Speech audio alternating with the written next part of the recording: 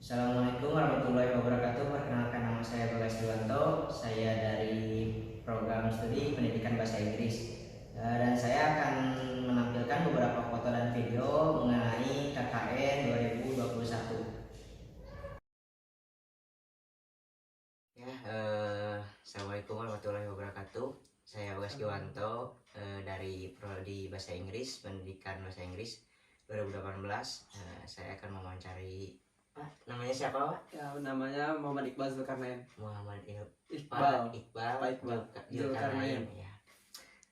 Saya bersama di sini sudah bersama Pak Iqbal Zulkarnain. Mungkin ada beberapa pertanyaan ya, Pak, untuk tentang pembelajaran di sekolah gitu ya. Ya. Mungkin yang pertama, metode apa sih Pak yang digunakan dalam pembelajaran di sekolah, daring ataupun luring ataupun apa gitu? Okay. Untuk di sekolah, sebelumnya saya mengajar di sekolah MTS Alinayah ya di Kota Bandung. Untuk metode pembelajarannya itu metode blended learning. Blended learning itu jadi campuran antara daring dan luring. Ya.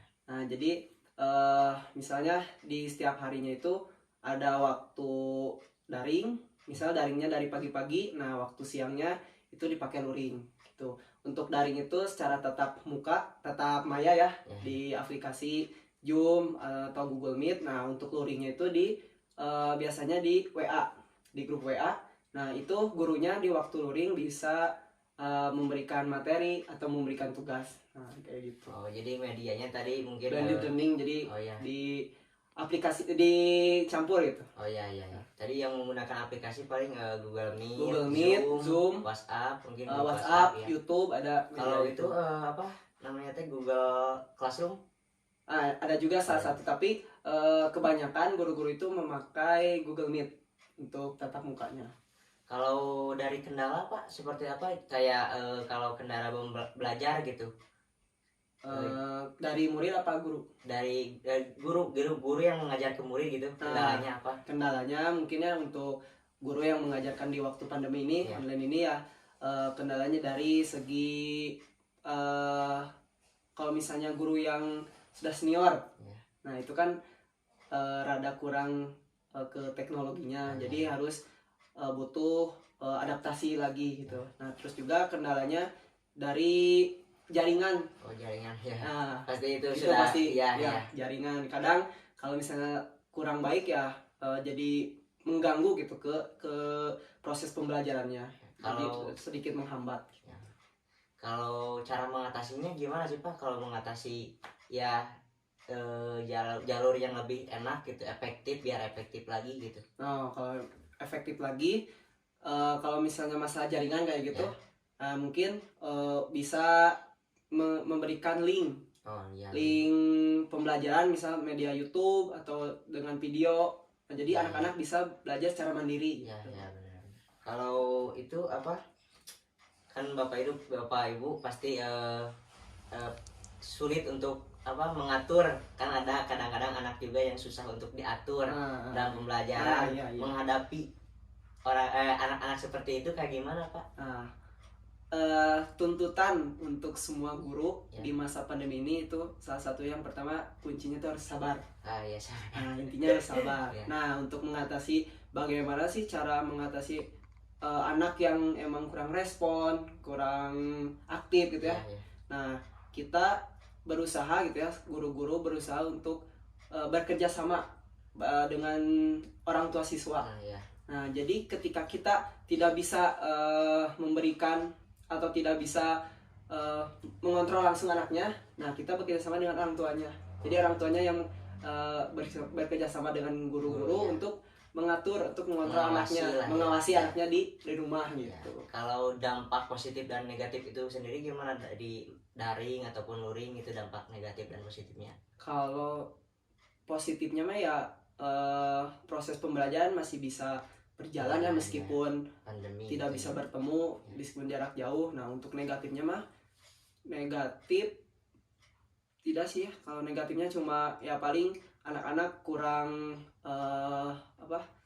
aktif gitu, kurang aktif ketika juga kan. Terus juga ininya istilahnya chemistry ya, guru ya, dengan murid kan kurang, beda gitu. Beda dengan secara langsung bertemu ya benar-benar. Gitu. Kalau Bapak sendiri cara penilaian terhadap murid gitu di masa pandemi sekarang. Penilaiannya ini penilaian pembelajaran kayak gitu. Evaluasi, bentuk evaluasi katanya.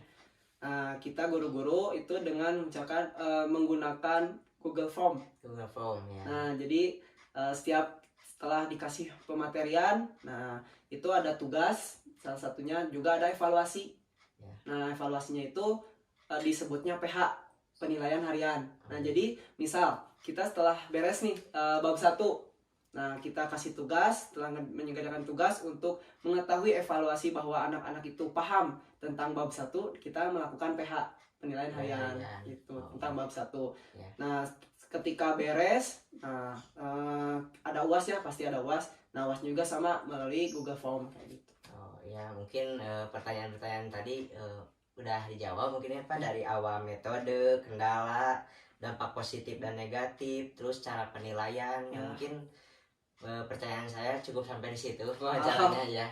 Mungkin terima kasih ya Pak. Ya. Semoga sukses untuk KKN-nya. Semoga lancar. Ya, siap. Mungkin langsung saja perkenalkan, nama saya Bagas Diwanto dari program studi pendidikan bahasa Inggris. Mungkin ingin sedikit wawancarai bagaimana sih perjalanan di sini dengan pembelajaran di sekolah ini, sedangkan sekarang kan lagi kondisinya pandemi ya. Lalu Bu boleh perkenalan dulu namanya Bu? Oh iya, nama saya Tindia Fitriani. Bu Tindia. Iya, Tindia Fitriani. Saya ngajar di kelas 3. Kelas 3. Iya. Kan di kelas 3 saya 3 rombel juga. Oh iya. Kalau metode itu sendiri, metode apa Bu yang digunakan, seperti luring ataupun daring gitu? Pada saat ini karena masih ini ya, kita belajarnya masih daring. Kemudian daring, jadi tugas-tugas biasanya saya buat grup WA juga untuk komunikasi dengan orang tua. Kemudian untuk pembelajaran dan pengiriman tugas-tugas saya pakainya Google Classroom. Oh ya, jadi menggunakan media juga ya Bu, media WA juga Classroom. Kalau Zoom itu pakai Zoom? Kalau saya tidak pakai Zoom tapi pakai Google Meet. Oh, Google Meet ya. Mungkin serupa lah ya. Iya, Google Meet untuk bertatap muka maksudnya ya, PJJ-nya gitu. Oh iya. Kalau kendalanya apa Bu? Kira-kira kalau kendala kayak sinyal mungkin? Iya, betul. Kendala kadang-kadang sinyal, anak-anak suka putus-putus, suaranya suka menghilang. Terus kadang-kadang kendala dari siswanya sendiri kadang tidak memiliki kuota, terbatas. Jadi banyak sekali sih kendala, hanya ya gimana lagi sih ya, kalau sekarang kan pandemi memang agak sulit kalau untuk bertemu dengan siswa langsung ya. Ya kalau tadi kendala ya Bu, kalau misalkan cara mengatasinya Ibu seperti gimana Bu agar lebih efektif gitu? Ya, kita variasi sih pengajarannya. Jadi selain tatap muka PJJ yang seperti tadi Google Meet, kita kadang-kadang mengirimkan video pembelajaran. Jadi kita rekam dulu, nanti di-share di Google Classroom atau kalau enggak melalui WA orang tua gitu. Jadi mereka bisa menonton video pembelajaran kita tanpa harus putus-putus kan. Jadi video langsung dikirim gitu ya. Gitu. Atau kalau enggak juga tugas-tugas yang yang kan karena di sini lebih siswa yang belajar aktifnya. Misalnya jadi kita mengupayakan supaya siswa yang melakukannya, misalnya kayak melalui voice note, jadi menugaskan siswa untuk misalnya membacakan puisi atau menyanyikan lagu gitu kan. Jadi mereka mengirimkan tugasnya ke kita langsung. Kan tadi Ibu tadi udah bicara tentang media yang digunakan dari Google Meet ya. Ya. Nah, bagaimana sih cara Ibu menghadapi anak yang sulit untuk jatuh gitu ketika Google Meet ataupun memang Zoom kamera yang dimatikan ataupun ada mic yang gitu? Biasanya kalau untuk Google Meet kita udah ngasih peraturan dulu sebelum memulai. Misalnya pada saat Google Meet, tolong kalau ada yang bertanya misalnya izin dulu gitu. Terus kemudian ketika guru sedang berbicara, kalian supaya lebih fokus suruh matikan dulu. Jadi ngasih aturan-aturan dulu ke siswa gitu. Kalau itu Bu Bapak Ibu suka apa namanya berkomunikasi dengan orang tua? Iya, lalu sih saya komunikasi kadang-kadang kalau misalnya anak-anak ada yang tidak mengirimkan tugas atau misalnya telat tugas, pasti kita langsung calling orang tuanya gitu. Kenapa belum mengumpulkan? Karena kan ada tenggat waktu juga gitu. Iya. Kalau dampak dan positifnya dari Ibu sendiri gitu kayak gimana? Dampak positifnya dari apa ya? Dampak positif negatif lah ya. Ya banyak yang bisa kita lakukan karena kan kita belajar ngasih tugas ke siswa, kita bisa melakukan tugas-tugas yang lain.